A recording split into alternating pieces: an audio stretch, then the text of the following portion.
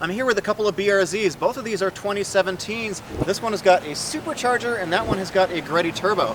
I'm going to take them out for a little drive and see which one I like better and see what they feel like subjectively. Both of these cars, of course, are making a whole lot more power than stock.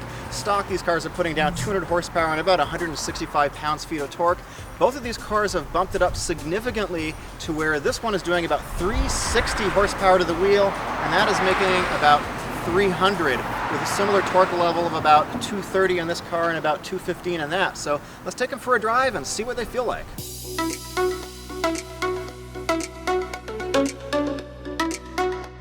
This BRZ is using an Edelbrock supercharger with Eaton TWS 1320 rotors in it.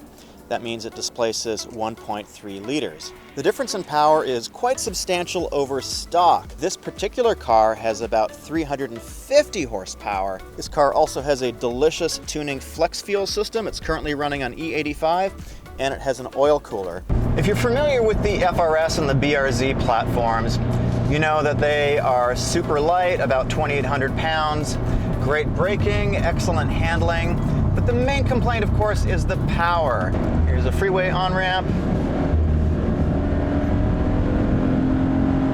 Yes, these things handle so well. So sticky. And punch it. Here we go.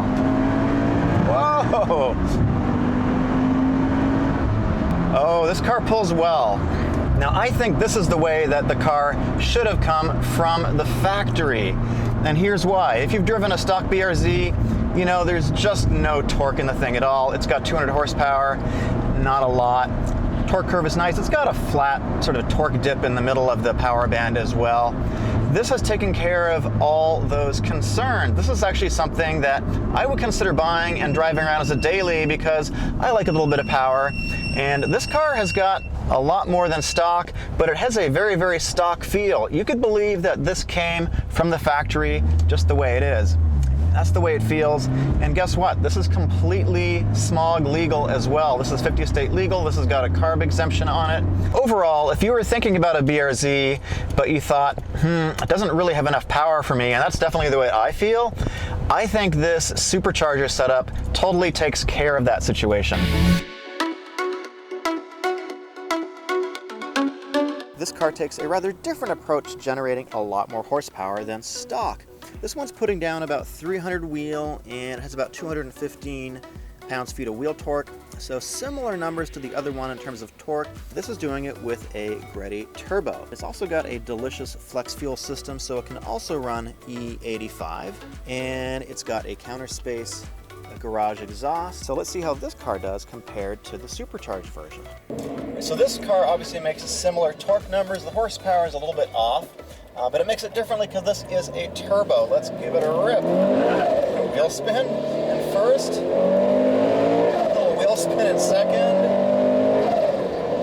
and oh, it makes those lovely blow-off noises. All right, let's open it up here.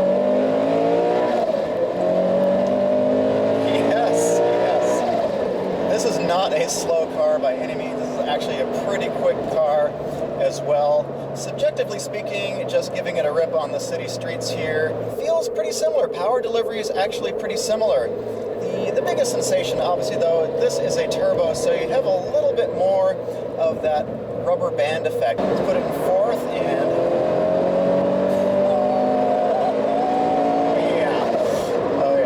subjectively, it doesn't really feel any slower than the supercharger. The supercharger obviously has got sort of more of a linear vibe to it. This has got a little bit more of a turbo feel, but yeah.